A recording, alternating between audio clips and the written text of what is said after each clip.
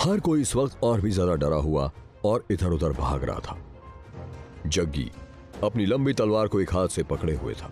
वह कूदकर एक ऊंचे पेड़ की टहनी पर जा पहुंचा और अपनी जेब से एक ताबीज निकाला और उसे लंबी तलवार के ऊपर रख दिया। और जब उसने ताबीज को तलवार के ऊपर से जोर से रगड़ा तो पूरी तलवार के ऊपर आग लग गई। तभी एक बहुत धीमी आवाज आई और जग्गी उस वल्चर के एक पंजे के एक छोटे से फ्लिक से ही दूर उड़कर जा गिरा। हे भगवान, ये दोनों मास्टर्स भी मिलकर इस बीस का सामना नहीं कर सके। भागो, जल्दी भागो, ये कुछ ज्यादा ही बड़ा और ताकतवर है। हम में से कोई भी इसके साथ मुकाबला नहीं कर सकता। गजेंद्र के पास जो स्नाइपर राइफल थी उसकी गोलियां खत्म हो चुकी थी। उसने एक दो बार ट्रिगर जरूर दबाया, लेकिन फिर गुस्से में उसे दूर फेंक दिया और उसके छोटे भाई की मदद से वह जैसे तैसे करके पानी के तालाब से पार निकलने की कोशिश करने लगा। बॉस, ये तो बहुत ही खतरनाक सी बीस्ट है, हम अभी के लिए पीछे हट जाते हैं। पुष्कर, चलो यहां से भागते हैं।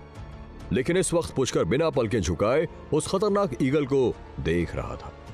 वह महसूस कर सकता था कि 6 पार्ट्स ऑफ रिकैर्नेशन डिस्क के फ्रेगमेंट्स जिन्हें वह ढूंढ रहा था उस ईगल के पेट के अंदर थे और इसीलिए वह ईगल इतना बड़ा हो गया था। जरूर उसने उन फ्रेगमेंट्स को निगल लिया होगा। अचानक घास पर तेज आग की लपटें उठने लगी क्योंकि वहां पर बहुत सारा केरोसिन और गैसोलीन छिड़का गया था। आग बहुत तेजी से चारों तरफ फैल गई। दोनों मास्टर्स देबू और जग्गी ने एक दूसरे के साथ अपना दिमाग और दिल सिंक कर लिया था और शर्मिंदा होकर जोर जोर से सभी लोगों को वहां से भागने के लिए कहने लगे और खुद भी तेजी से वहां से भागने लगे। भागो, हम उसे किसी भी तरह मार नहीं सकते, ये उसका एरिया है। हम यहां से जान बचाकर भी भाग लिए तो काफी होगा। भागो! लेकिन पुष्कर एक एक कदम बढ़ाते हुए उस ईगल की दिशा में बढ़ रहा था। पुष्कर, तुम क्या कर रहे हो? जल्दी वापस आओ, ये बहुत खतरनाक है। तुम करना क्या चाहते हो? वह ईगल बहुत बड़ा है, तुम उसे कैसे मार सकते हो? क्या तुम उस खतरनाक बीस्ट के पंजे नहीं देख पा रहे हो? उसका केवल एक पंजा ही एक पूरी बोर्ड को तहस नहस करने के लिए काफी है। अरे लड़के, जितने पुल तूने आज तक जिंदगी में देखे भी नहीं होंगे उससे ज्यादा हमने पार किए हैं। जब हम उसे नहीं हरा सके तो तुम उसे कैसे हराओगे? जग्गी और देबू, आप उसे मारो, हम लोग पहले अपनी चाहते हैं। पुष्कर धीरे धीरे उस ईगल की ओर बढ़ने लगा। उसके शरीर से एक बहुत ही ज्यादा पावरफुल एनर्जी निकल रही थी और उसकी स्पिरिचुअल एनर्जी उसके शरीर के चारों तरफ एक पल में फैल गई। उसके सिर के ऊपर से कुछ भाप बनकर उड़ते हुए दिख रहा था और उसके बाल तेजी से सिल्वर कलर में बदलते जा रहे थे, जो कि आंखों से भी साफ देखा जा सकता था।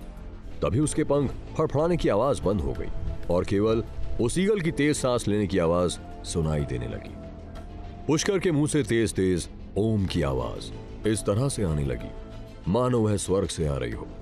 मुझे लगता है कि तुम्हारे पास अभी भी एक चांस है। अगर तुम चुपचाप उन फ्रेगमेंट्स को अपने शरीर से बाहर उगल दो तो मैं तुम्हारी बख्श सकता हूं। हवा में उड़ते हुए उस वल्चर ने अपने पंख जमीन की तरफ जोर से फड़फड़ाए। पुष्कर के दिल में इस वक्त एक हल्की सी हलचल हुई। वह पीछे की तरफ कूदा और जमीन से टकराने के बाद कम से कम 10 मीटर तक और पीछे को सरकता हुआ चला गया। उसके हाथ के तांबे के सिक्के से एक तेज आवाज निकली। तभी आसमान में जोरदार बिजली चमकी और जोरों की गड़गड़ाहट हुई।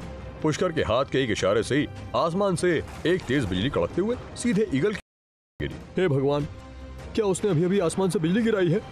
क्या ये पुष्कर सच में एक इंसान है? क्या ये किसी हेवनली मास्टर से उधार लिया हुआ कोई मंत्र है? मैंने कभी सोचा भी नहीं था कि किसी को सचमुच थंडर स्पेल आता होगा। प्राचीन किताबों में तो ये तक कहा गया है कि ये मेथड हेवनली मास्टर से शैतानों और को हराने के लिए उधार लिया जाता है, और ये लड़का इतनी कम उम्र में ये सब कुछ कैसे कर सकता है? ठीक इसी वक्त वह विशाल का ईगल हवा में कूदा और 20 मीटर से ज्यादा ऊंचाई पर पहुंच गया। उसके दोनों पूरी तरह से फैले हुए पंख लगभग 100 मीटर लंबे होंगे।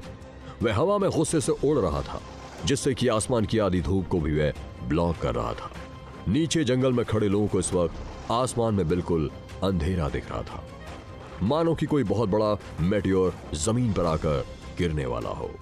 क्या वो ईगल पुष्कर पर हमला करेगा? क्या पुष्कर को काले सांप को बुलाना पड़ेगा? जानने के लिए सुनते रहिए ये एक्साइटिंग कहानी सिर्फ पॉकेट एफएम पर।